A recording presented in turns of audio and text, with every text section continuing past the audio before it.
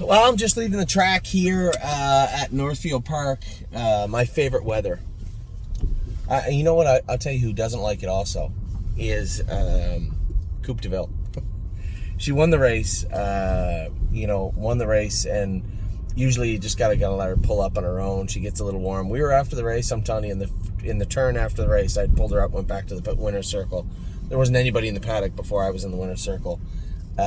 She enjoyed racing tonight about as much as I did, but I'll tell you what, she brought her A game again. You know, it's so tough to judge the races tonight. I guess I'll do Northfield before I do the other races. I'm fancy, one of our clients was kind enough to send me a note telling me that was a dumb drive. Well, they were right, but maybe tone it down just a little bit, you know what I mean? Maybe, hey, Anthony, is Philly okay tonight? A little grabby? Why'd you move her so early? Something like that.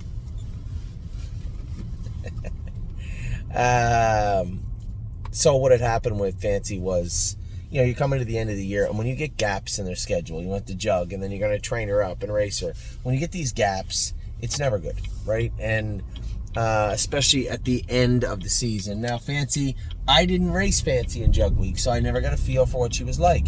We changed her gear, did a little vet work on her, and I thought she trained okay, but you didn't train her fast, right? You trained 2.5 or something. That she trained adequately. You draw the outside. Yeah, we had a scratch. We draw the outside. The inside horses were long odds and weren't that good. Got away in the middle of the pack. I got in front of Timmy, which was nice of him to shoot me a hole. That was nice of him.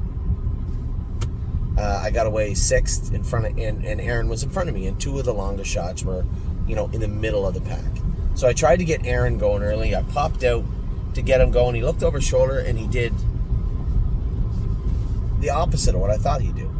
He took one look, came out for a second, and went back in. Wow, a bit of a curveball. I didn't see that coming.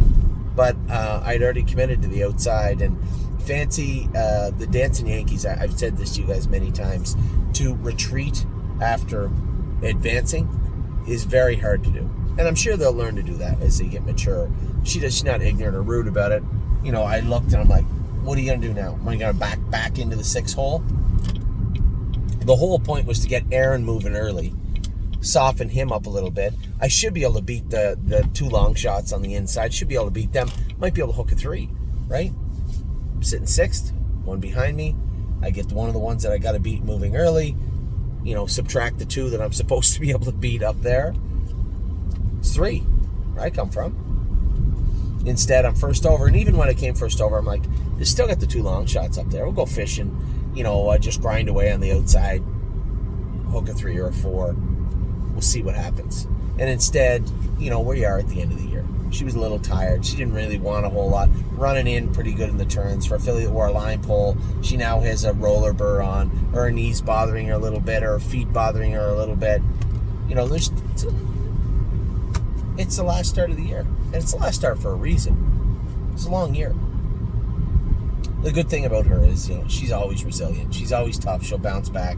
Kick her out in the field. I guarantee you she'll come back and be a nice Buckeye filly for us next year. She's just tired. And no, my drive was not helpful. In hindsight, I wish I had just stayed in, taken my medicine, stayed along, weave through, maybe hooked a 3 or a 4 that way. I just didn't see it playing out that way. And that's racing. There's not much I can do about it now. Prince Charmer, the last time I raced him here, he didn't trot well. Again, it's starting to rain. Track's still a little bit deep. He got around Delaware so good. But just wasn't great tonight. Again, last start of the year. Maybe he thought Delaware was his last start of the year. Because he certainly didn't feel like he was putting a giant effort into this start of the year. The very last start of the year. You can't fault the horses when they're tired, right? But I think we will castrate him. Not because I'm mad at him in any way, but it's hard to turn him out with the other horses and let him grow up with them if he's out there steady and being rude. And the last thing I want to do is see him come back in and just be a big, aggressive stud, and then we have to work throughout the winter and polish him up.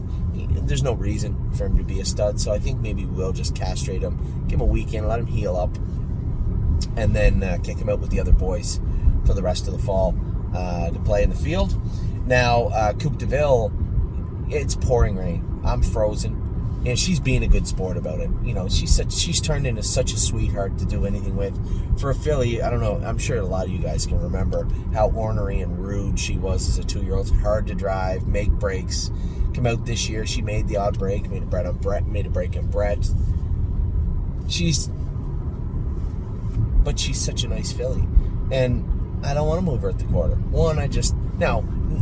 Fancy had nothing to do with it. Fancy's a 2-year-old pacing filly that was tired, right? Prince Charmer is a 2-year-old trotting colt that was tired. That had no bearing on me deciding not to move.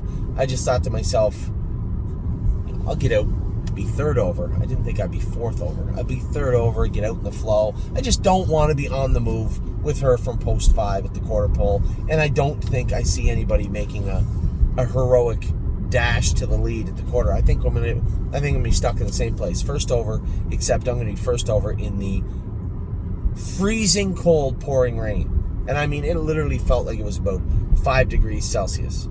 And I don't even care what that is Fahrenheit. It was cold. So I said, nah, I'm not feeling it. I'm not coming. You go ahead. I'll see you in a bit. So I'm last at the 5/8 pole. Not where you want to be. Not at all. I'm thinking to myself, you know what, girl? You're going to have to bail us both out here.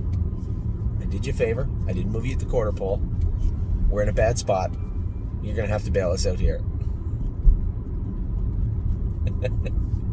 She did. She certainly did. I was, to say I was pleased is, somebody said, oh, great drive. That was a terrible drive. But you know what? A good horse will bail out a dummy every single time almost. And I just did not want to move her. And it became abundantly clear immediately to me that I probably should have moved.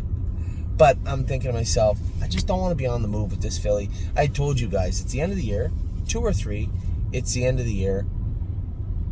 And it's the very end of the year, and whether you're 2 or 3, you're a little bit tired, right? And I still have pretty good plans for this filly.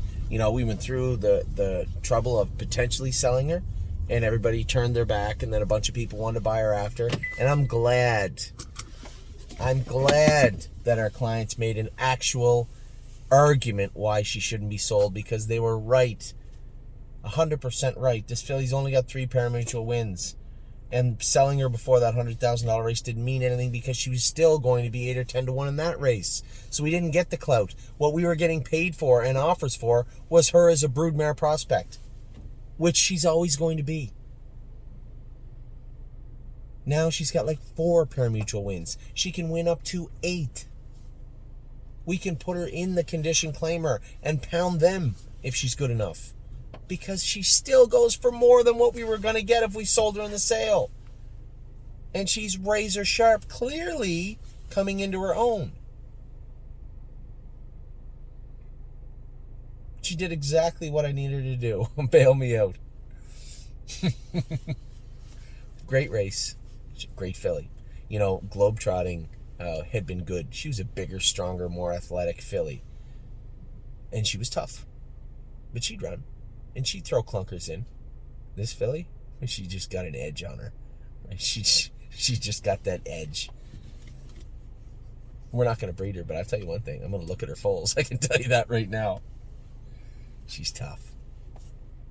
Absolute Euphoria earlier on raced good. I thought Devin Tharps, many of you don't know that name. He's a young up-and-coming driver. He does a great job. Good kid.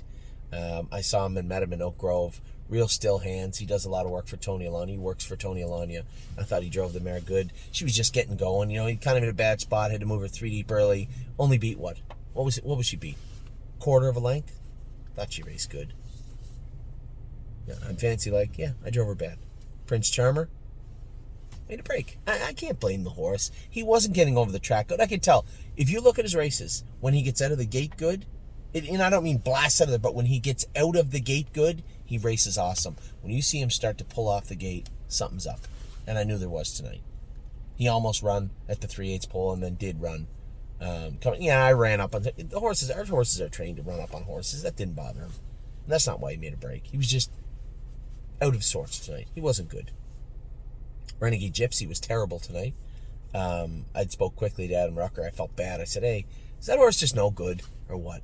And he goes, one, he doesn't like being on the front. It's a long stretch for him to look down. Two, I don't know, maybe he's a little bit sick. I'm racing a horse right now in a second, and I'm just going out in the track, and I felt like a dick. Excuse my language. I'm like, I'm really sorry. I said, just this frustrating horse, you know. He was so good at the end of his 3-year-old season, and he had flashes where we thought he'd be good, and this year's just been a train wreck. And you know, just frustrated. I said, don't worry about it. Just whenever you get around to it, let me know, you know, what your thoughts were on him. Sorry to bother you. Good luck in your next race. And no free lunch. Oh, James. Listen, he drives White Tiger and No Free Lunch the same way. And when they're good and they get a shot to look real good, they look awesome. And when things like this happen tonight, I've learned you're just going to have to bite your tongue. And I've received emails from people saying, can you ask James just to drive him a little more aggressively? Absolutely not. I'm not going to ask James to drive this horse more aggressively. He knows him better than me. He knows him better than you. He knows him better than Harry. And he felt that, listen, I didn't move CP DeVille tonight because she bailed me out in 2-1 in the mud. It's really tough to bail you out in 50-4. Really tough. And, you know, Seabiscuit couldn't have won from where No Free Lunch was, but James just opted not to move the horse at that particular point in the mile. And you know what? It likely will pay dividends down the road. I've learned that with White Tiger and No Free Lunch. I don't like the drives. They annoy me when he gets locked in and he doesn't move them. But usually when they're in a position to strike at some point, they do. You know, James is the type of driver that brings you back a horse, as the old guys used to say. You know what? Brings you back a horse. I'm the guy? No. You might trip over your tongue going under the wire, but you're going to get there first, hopefully. I came there to race, and that is why James does well, and that's why, you know, I didn't do as well, because I was always worried about today. I didn't really care that much about tomorrow, because I knew that job security in this industry is lacking, let's say. So it was just, that's just how I was. But, you know, what did I think he drove him good tonight?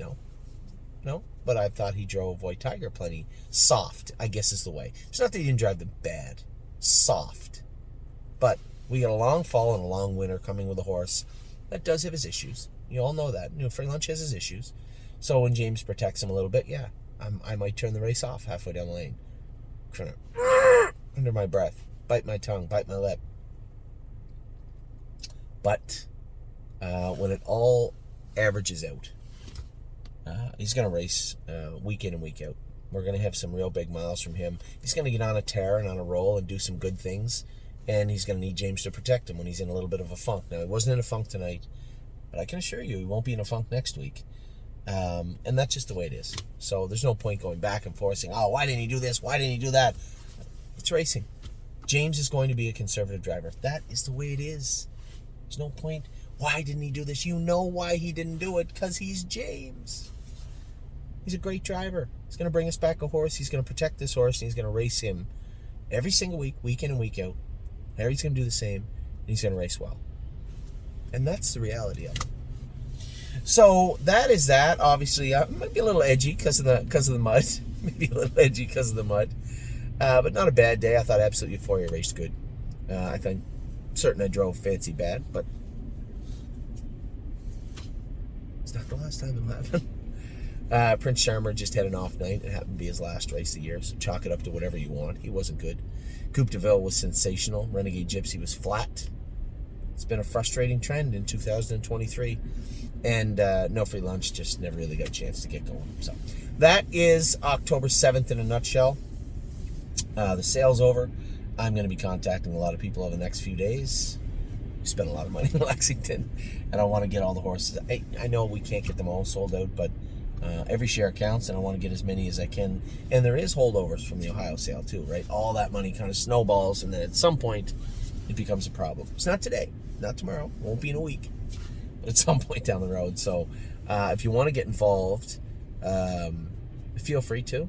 And don't feel pressure. I don't want anybody getting involved that shouldn't be, but if you want to get involved, feel free. I'd be happy to help anybody out. I felt bad. Somebody had come up to me and said, what, the Michigan Colt sold out? Okay, which one? The trucker horse? I said, honestly, I'm really sorry, I don't know. I've been a little preoccupied the last week. Is there no shares left? No. It's probably sold out. I'm sorry. There's shares in the mountain horse, though. I know that. He's a nice horse. I like him, too. Hey, listen, we had a great year in Michigan. This was our first year in Michigan. Sunset Acres girl tore it up. Never missed the board. Raced good. Donnie, Krista, and Riley did a tremendous job. And I'm sure we will again next year, hopefully. Right? So that's that. Onward and upward. We have the Ontario sale coming up. We have Harrisburg coming up. But before I start talking about any of those, let's start cleaning up what is in front of us first. Got some yard work to do over the next little while. So with that, I'll let you go. I'm done for the night. I got to go home and have a shower because I know how my eyes will feel tomorrow if I do not. So I hope you guys had a wonderful night. Although it was muddy and I didn't wish it on one of my worst enemies, it was a thrilling race. So congratulations to everybody that owned CP DeVille. Take care.